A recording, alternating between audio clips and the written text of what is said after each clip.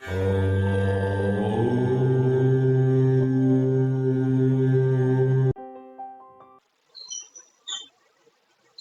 है आप सभी का सत्यार्थ प्रकाश के तृतीय समोल्लास की इस कक्षा के अंदर। और आज का जो हमारा विषय है वो बड़ा महत्वपूर्ण है। अभी तक हमने न्याय दर्शन को लेके प्रमाण विषयक बहुत सारे सूत्रों को पढ़ा, लेकिन आज का विषय बदल गया है। अब हम पढ़ेंगे वैशेषिक दर्शन। और यहाँ समझने का आप लोग प्रयास करना, काफी कुछ नया सीखने को आपको मिलेगा। सबसे पहले तो मैं आपको बता देना चाहता हूँ कि हम में से प्रत्येक चाहता है कि हमें मोक्ष मिले। हालांकि प्रत्येक नहीं चाहता, मैं सच बताता हूँ, सब नहीं चाहते। ठीक है, बिरला चाहता है। कहने को सब कहते बेशक हो कि मुझे मोक्ष चाहिए, लेकिन सबकी इच्छा नहीं है। तो चलो, इच्छा हो ना हो वो एक अलग बात है। लेकिन जितने भी दर्शन शास्त्र है ना, छह छह दर्शन शास्त्र है, जिसमें योग, सांख्य, न्याय, वैशेषिक, मीमांसा, वेदांत, ये छह के छह दर्शन जो है एक दावा करते हैं। ये छह के छह अपनों को कहते हैं मोक्ष शास्त्र। यानी यदि कोई इनका अध्ययन करे और इनके अनुसार जीवन को जिए तो वो मोक्ष को प्राप्त कर लेगा। और मोक्ष कुछ अलग चीज नहीं है, मोक्ष अर्थात परमात्मा को प्राप्त हो जाएगा वो। ठीक है, अब आप में से बहुत से कहेंगे कि जी परमात्मा को तो हम प्राप्त हैं ही। भाई, परमात्मा हमें छोड़ तो सकता नहीं है ना, हम परमात्मा को छोड़ सकते हैं। अभी हमने एक मंत्र पढ़ाया था, ततः परिष्वजीयसी देवता, यानी वो देवता सबको लिपटे हुए है। वो इस प्रकृति हो चाहे जीवात्मा हो, सबका ही आलिंगन उसने कर रखा है। तो फिर हम किस परमात्मा को प्राप्त करने की बात कर रहे हैं? देखो, प्राप्त करना, ठीक है, अभी तो हम एक उससे जुड़े हुए हैं। वो जुड़ना क्या है? वो जुड़ना केवल ऐसा ही है कि वो हमसे अलग नहीं हो सकता, ये उसकी मजबूरी है, और हम उससे कहीं दूर नहीं जा सकते, ये हमारी मजबूरी है। समझे? दोनों ही मजबूरी में जुड़े हुए हैं। ये स्थिति है। जैसे कई बार ऐसा होता है ना कि विवाह हो गया और दोनों में बनती नहीं है। अब बनती नहीं है लेकिन फिर भी साथ में रह रहे हैं, तो अभी तक जो है ना, हम वो उसकी करीबी नहीं पा पाए, या हम उसको वहां तक छू नहीं पाए जहां तक हमको छूना चाहिए। तो ये शास्त्र यही प्रयास करना चाहते हैं, यही कराना चाहते हैं कि आप उस परमात्मा का साक्षात्कार करो, आप सच में उसको जानो, सच में आपको महसूस हो। जैसे महर्षि कहते हैं ना कि वो प्राणों से प्रिय है, लेकिन अभी तक ऐसा कुछ है ही नहीं। हमें तो प्राण ही सबसे अधिक प्रिय है। और परमात्मा तो तब याद आता है जब प्राणों के ऊपर बन जाती है, तब हम लोग कहते हैं कि हे परमात्मा इस बार बचा ले। ठीक है, तो ये जितने शास्त्र है ना, ये मोक्ष शास्त्र हैं। तो आज हम लोग वैशेषिक दर्शन शुरू कर रहे हैं। वैशेषिक दर्शन भी क्या है? यही दावा करता है। और देखो, ऋषि झूठ नहीं बोलते, मैं स्पष्ट बताता हूँ। वो झूठे नहीं होते, वो सीधा सा रास्ता दिखा देते हैं। वो सीधा रास्ता इसलिए दिखा देते हैं क्योंकि उनको हमसे कोई आकांक्षा है नहीं। अब वैशेषिक कार जो हैं, कणाद जो हैं, उन्हें मुझसे क्या लेना देना? उनका समय था, वो जा चुके। अन्य जितने भी ऋषि हैं, और जो सच्चा इंसान होगा ना, वो सही बात कहेगा। वो इस चक्कर में नहीं पड़ता कि आपको वो कैसी लगती है। देखो, बहुत से वक्ता बहुत अच्छी बात करते हैं, आप कहोगे कि हाँ जी सुन के मजा आ गया, लेकिन कुछ ऐसे होते हैं जो सच्ची बात करते हैं। तो ऋषि लोग सच्ची बात करते हैं, वो सीधा सीधा सा रास्ता दिखा देते हैं।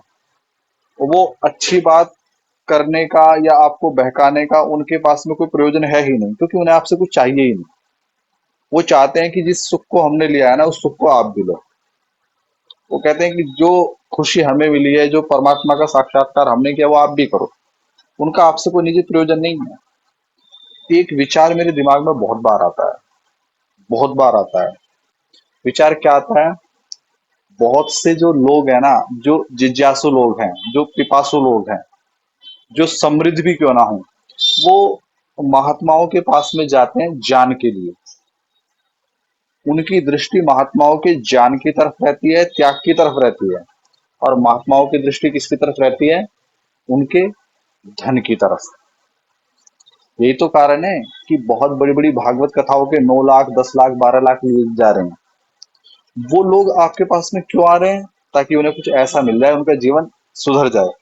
क्योंकि धन उन्होंने कमा लिया, उन्होंने देखा कि धन में वो मजा नहीं है।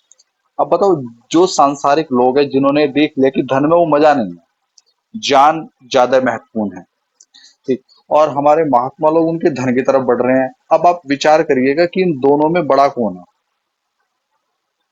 इन दोनों में तो महात्मा ही छोटा हो गया, क्योंकि सांसारिक ने ज्यादा चीजें जान ली।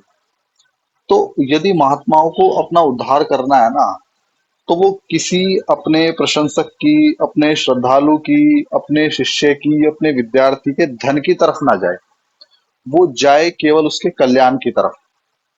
यदि उसका उद्देश्य ये है ना कि बस इसका कल्याण होना चाहिए, मुझे और कोई प्रयोजन नहीं है इससे, ये निस्वार्थ की भावना है कि इसमें कोई स्वार्थ मेरा नहीं है अपना। यदि मैं किसी के पास में इस प्रयोजन से जाता हूं ना कि मुझे धन मिलेगा, तो बड़ा ही निकृष्ट काम है ये। क्योंकि वो मेरे पास में कुछ और लेना आ रहा है, यानी उसने धन की व्यर्थता जान ली, और मैं उसके पास में किस लिए जा रहा हूँ, धन की आकांक्षा से कि मुझे यहाँ अधिक धन मिलेगा। तो मैं उसे ठीक नहीं मानता। मैं कहता हूँ कि जो मिले वो दूसरे की श्रद्धा है, इच्छा है। तुम्हारा प्रयोजन क्या है, उसका सुधार, कि वो कुछ सीख जाए, उसके जीवन में कुछ परिवर्तन आ जाए, ये प्रयोजन होना चाहिए। तो ऋषियों का प्रयोजन यही है। इसी कारण से इन मोक्ष शास्त्रों को लिखा गया, और हर शास्त्र ये दावा करता है। तो वैशेषिक दर्शन जो है उसके ऊपर हम लोग चर्चा करेंगे, और सत्यार्थ प्रकाश में जितने सूत्र दिए गए हैं उनकी हम लोग व्याख्या करेंगे।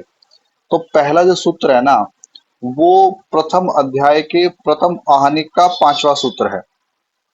यानी जो ऋषि दयानंद ने लिया है वो 5वें सूत्र से उन्होंने शुरू किया है। पहला सूत्र जो है अथातो धर्म जिज्ञासा, कि धर्म की जिज्ञासा है, धर्म क्या है उसके ऊपर है।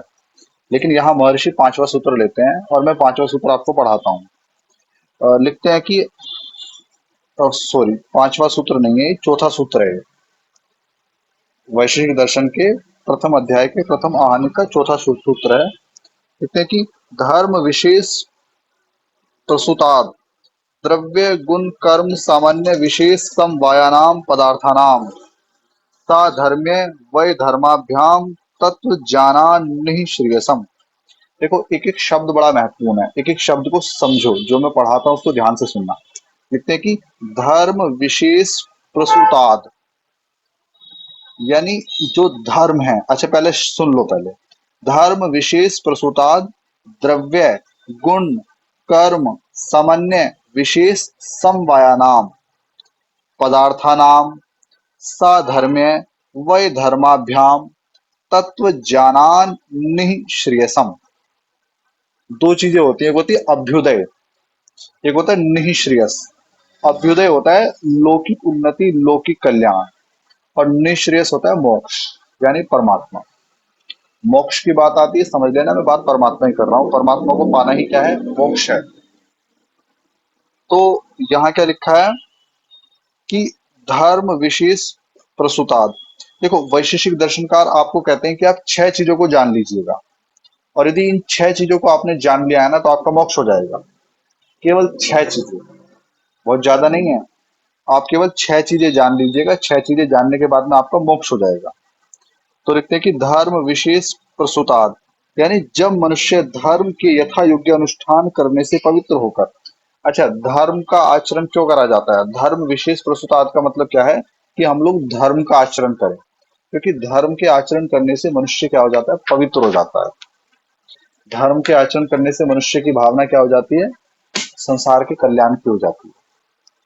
एक वैज्ञानिक आविष्कार कर रहा है इसलिए कि इसको मैं आविष्कार करूंगा तो मुझे बहुत अधिक धन प्राप्त होगा। एक वैज्ञानिक आविष्कार इसलिए कर रहा है कि उसका विचार है कि यदि मैं आविष्कार करूंगा तो इससे लोगों का भला होगा। जो धार्मिक आदमी होता है ना, वो कोई भी कार्य करे, उसका उद्देश्य क्या रहता है, परोपकार। धार्मिक मनुष्य कुछ भी कार्य करे, वो कोई पुस्तक लिखे, कोई चित्रकारी करे, कोई आविष्कार करे, कोई भाषण दे, कुछ भी करे, उसका उद्देश्य क्या है, परोपकार। यही कारण है कि हमारे जितने भी ऋषियों ने पुस्तकें लिखी है ना, उनके बहुत अधिक नाम उनके ऊपर नहीं आते, उनकी बहुत अधिक आकांक्षा उन चीजों से नहीं रही है। मैंने कभी आपको एक व्यक्ति के बारे में बताया था, कैयट। कैयट को राजा ने बड़ा अच्छा ऑफर दिया था कि भाई आप महल में आ जाइएगा, सारी सुख सुविधा हम आपकी कर देंगे। लेकिन उन्होंने क्या कहा था कि नहीं, ब्राह्मण का उद्देश्य क्या है, विद्या का प्रचार करना, और मैं अपने उद्देश्य को कर रहा हूँ। ठीक है, मैं जहाँ हूँ कोई ऐसी दिक्कत मुझे है नहीं, ये भाव अभाव तो जीवन में चलते रहते हैं, और मेरा उद्देश्य क्या है, विद्या का प्रचार करना। उन लोगों की आकांक्षा सुख सुविधा की नहीं है। उन लोगों की आकांक्षा क्या है कि जो हम व्याकरण बनाए, जो महाभाष्य बनाए, जो गणित बनाए, जो विज्ञान बनाए, वो दूसरों का कल्याण करने वाला हो। ठीक है, और वो भावना कब आती है, वो भावना तब आती है धर्म विशेष प्रसूतात्, यानी जब आप धर्म के द्वारा पवित्र हो जाते हो ना, तो ही आप दूसरे का परोपकार करने की सोच सकते हो। ये बात मेरी हमेशा ध्यान रखना। परोपकार बेशक आप कहते रहो, लेकिन परोपकार आप तभी कर सकते हो जब आप धर्म की गंगा के अंदर स्नान करके अपने आप को पवित्र कर लोगे। उससे पहले आप परोपकार कर ही नहीं सकते। और यही चीजें जो है सब जानती हैं, सरकारें भी इस चीज को जानती हैं। सरकारों ने एक कानून बनाया कि भाई 80G, कोई यदि दान दे रहा है ना, मान लो कोई गुरुकुल है, उसने ये लाइसेंस ले रखा है 80G का, उसके अंतर्गत कोई उसको दान मिलता है ना, तो दूसरे का वो टैक्स नहीं जाता। मतलब टैक्स बचाने के लिए लोग केवल 80G के अंतर्गत दान देते हैं। उनका उद्देश्य दान देना बहुत मुख्य नहीं है, अपना टैक्स बचाना है। ठीक है, बहुत सारे नेता दान देते हैं, उनका उद्देश्य दान देना नहीं है, वोट लेना है। वो कहते हैं कि हमने इतना दान दे दिया तो इससे क्या है, लोग खुश हो जाएंगे, वहां की हमको क्या मिल जाएंगी, वोट मिल जाएंगे। बड़े बड़े जो धार्मिक जो हैं, धर्मगुरु जो हैं, उनके पास में नेता आदि जाते क्यों हैं? उनके पास में जाने का कारण यही है ना। और वो जाते हैं तो उनको बहुत पैसा भी दे के आते हैं, 2 लाख, 4 लाख, 10 लाख, 20 लाख, 1 करोड़, इस तरह दे के आते हैं। कारण क्या है? वो कारण बहुत अधिक ये नहीं है कि मैंने दान दे दिया तो परोपकार होगा। वो कारण क्या है? वो कहीं ना कहीं मेरा एक छिपा हुआ स्वार्थ है। तो हमेशा ध्यान रखना, परोपकार केवल वही व्यक्ति कर सकता है जो धर्म के द्वारा पवित्र हो चुका। इसलिए महर्षि कणाद सबसे पहले क्या कहते हैं, धर्म विशेष प्रसूतात्, यानी धर्म के द्वारा जो पवित्र हो चुका है। ठीक है, अब वो क्या करे, तो लिखते हैं कि द्रव्य गुण कर्म सामान्य विशेष समवाया नाम, ये 6 पदार्थ हैं। पहला क्या है, द्रव्य, दूसरा गुण, तीसरा कर्म, चौथा सामान्य, पांचवा विशेष, और छठा क्या है, समवाय। 6 पदार्थ हैं, केवल 6 पदार्थ, द्रव्य गुण कर्म सामान्य विशेष समवाय। तो जो आदमी धर्म से पवित्र होके इन 6 पदार्थों को जान लेगा। अब जानना भी कैसे है, तो लिखते हैं कि साधर्म्य वै धर्माभ्याम, यानी साधर्म्य अर्थात समानता। लिख लेना, मैं बहुत आसान शब्दों में समझा रहा हूँ। साधर्म्य का मतलब क्या होता है, समानता, और वैधर्म्य का मतलब क्या होता है, विषमता। यानी आपको जानना है कैसे, समानताओं के द्वारा। आपको जानना है कैसे, विषमताओं के द्वारा। जैसे आसान सी भाषा में मैं समझाता हूँ। साधर्म्य का मतलब क्या है और वैधर्म्य का मतलब क्या है। आचार्य जी हैं, संगीता जी हैं, राजबाला जी हैं, अरुणा जी हैं, ये सभी क्या हैं, ये सभी महिलाएं हैं। इनके अंदर ये समानता है ना, ये सारी ही क्या है, महिलाएं हैं ये। ठीक है, मैं हूँ, नरेंद्र जी हैं, राजेंद्र जी हैं, बाबू जी हैं, हम सब क्या है, पुरुष है। यानी पुरुष की दृष्टि से देखे जाए तो हम सब क्या है, समान हैं। ये हम में क्या है, समानता, साधर्म्य। और स्त्री की दृष्टि से देखा जाए तो ये सारी क्या है, महिलाएं हैं, ये इनके अंदर क्या है, साधर्म्य, यानी समानता। अच्छा, यदि हम इनकी और अपनी तुलना करें तो ये क्या है, वैधर्म्य, विभिन्नता। भाई ये महिलाएं हैं, हम पुरुष हैं, महिलाएं पुरुष नहीं है, पुरुष महिलाएं नहीं है। तो साधर्म्य का साधारण सा मतलब क्या होता है, समानता। जैसे ऋषि लिखते हैं कि जो ये धरती है और जो ये जल है, ये दोनों ही क्या है, जड़ है। भाई पृथ्वी भी जड़ है और जल भी जड़ है। तो जड़ की दृष्टि से देखा जाए, जड़त्व पने की दृष्टि से देखा जाए तो दोनों क्या है, साधर्म्य, समान है। लेकिन मिट्टी कठोर है, जल कोमल है। तो मिट्टी में यदि आप हाथ डालो तो इतनी आसानी से थोड़ी ना जाता है हाथ उसमें, जबकि जल के अंदर हाथ डालो तो तुरंत चला जाता है। बोलो, देखा होगा ना आपने इस चीज को। तो जल क्या है, कोमल है, और मिट्टी क्या है, कठोर है। तो इसका मतलब क्या हुआ, इसका मतलब क्या है कि ये दोनों में क्या है, विषमता है। और यदि जड़त्वपने की दृष्टि से देखा जाए तो दोनों में क्या है, साधर्म्यता है, दोनों ही क्या है, समान है। तो यहाँ महर्षि कणाद यही कहना चाहते हैं कि आपको द्रव्य गुण कर्म सामान्य विशेष और समवाय, इन 6 पदार्थों को जानना है, किसके द्वारा, साधर्म्य और वैधर्म्य के द्वारा, यानी समानताओं के द्वारा और विषमताओं के द्वारा। बात समझ में आ गई? इसलिए इस तरीके से आपको जानना है। और जानना भी कैसे है, अभी बात पूरी नहीं हुई। कहते हैं कि तत्व जान लेना है, स्वरूप का जान लेना है, मोटा मोटा जान नहीं लेना।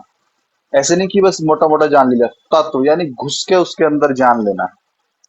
हम कहते हैं ना कि ये व्यक्ति इस फील्ड का एक्सपर्ट है, इस व्यक्ति को जो है ना इस विषय का पूरा ज्ञान है।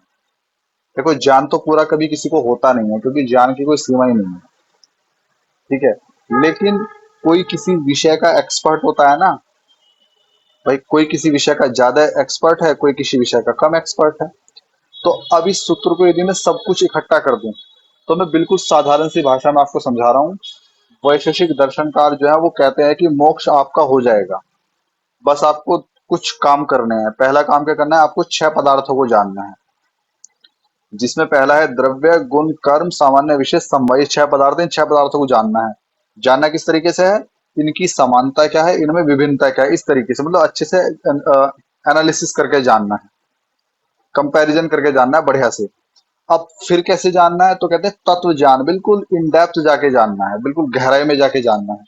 और वो कहते हैं ये होगा कैसे, ये तब होगा जब आप धर्म विशेष प्रसूता, धर्म के द्वारा पवित्र हो जाओगे, तब ये संभव होगा। और यदि आपने ऐसे कर दिया, 6 पदार्थों को जान लिया, साधर्म्य वैधर्म्य के साथ जान लिया, बिल्कुल गहराई से जान लिया, और इनको जानने से पहले आप धर्म के द्वारा पवित्र हो चुके थे, तब आपने जाना, इतना कर दीजिएगा और फिर लिख के ले लीजिएगा, आपका मोक्ष हो जाएगा। देखो कितनी सिंपल सी बात करी, ना कोई घुमाया ना कोई फिराया, बस 6 पदार्थ जानो अच्छे से, हर मोक्ष संभव है। अब ऋषि क्या लिखते हैं, पढ़ लेते हैं। जब मनुष्य धर्म के यथायोग्य अनुष्ठान करने से पवित्र होकर साधर्म्य अर्थात जो तुल्य धर्म, जैसे पृथ्वी जड़ और जल भी जड़ है, दोनों में समानता है ना, तो ये क्या साधर्म्य है। वैधर्म्य अर्थात पृथ्वी कठोर और जल कोमल है। इस प्रकार से द्रव्य, गुण, कर्म, सामान्य, विशेष और समवाय 6 पदार्थों के तत्वज्ञान अर्थात स्वरूप ज्ञान से निःश्रेयस मोक्ष को प्राप्त होता है। यानी 6 पदार्थों को जान के जो है ना मोक्ष हो जाएगा, कोई दिक्कत वाली बात नहीं है।